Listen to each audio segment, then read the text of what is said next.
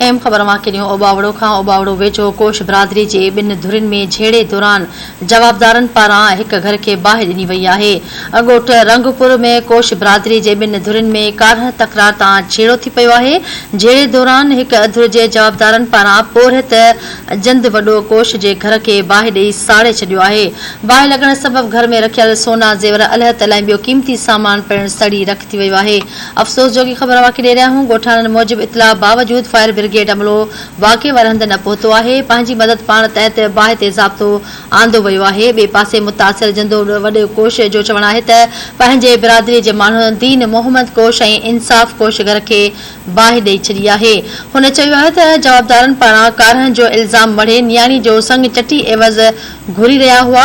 इनकार करण ते घर ते हमलो करे बाहि ॾिनी वई आहे। आगाह कंदा हलूं। अफ़सोसनाक ख़बर ॾियूं पिया। ओबावड़ो वेझो कोश बिरादरी जे ॿिनि धुरिन में झेड़े दौरान जवाबदारनि पारां हिक घर खे बाहि ॾेई साड़ियो वियो आहे। ॻोठ रंगपुर में कोश बिरादरी जे ॿिनि धुरिन में कारह तकरार तां छेड़ो थी पियो।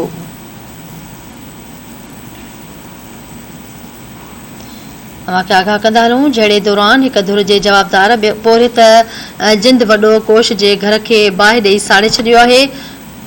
बाहि लॻण सबबि घर में रखियल सोना ज़ेवर ऐं ॿियो क़ीमती सामान सड़ी रख थी वियो आहे।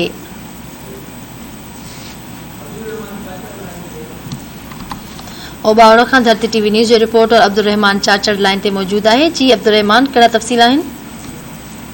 हाँ जी, ओबावड़ो भरिसां राति देर सां रौती थाणे जी हद में ॻोठ रंगपुर में जिते कोश बिरादरी जे ॿिन्ही धुर में कारहनि जे तकरार तां झेड़ो थी पियो। हिक धुर जे जवाबदार पारां जिंदो वॾे कोश जे घर खे पहिरां बाहि ॾेई साड़े छॾियो ऐं घर में पयल समूरो सामान सोना ज़ेवर अलाह ताला छॾे खरीदो ऐं ॻोठाणा अहिड़ो इतलाउ फायर ब्रिगेड खे ॾिनो। अमले वाक़े वारे हंधि न पहुतो। ॻोठाणा पंहिंजी मदद पाण सां वरितो ऐं होॾा मुतासिर ॻोठाणे जिंद वॾी कोश जो चवणु आहे त मां पंहिंजी बिरादरी जे माण्हुनि दीन मोहम्मद कोश ऐं इंसाफ़ कोश असां मथां कूड़ो कारह जो इल्ज़ाम हणी जेको आहे नियाणी जो संग चटी घुरे रहिया आहिनि, जंहिंखे जवाबदार असांजे घर मथां हमलो करे असांजे घर खे बाहि ॾेई साड़े छॾियो आहे।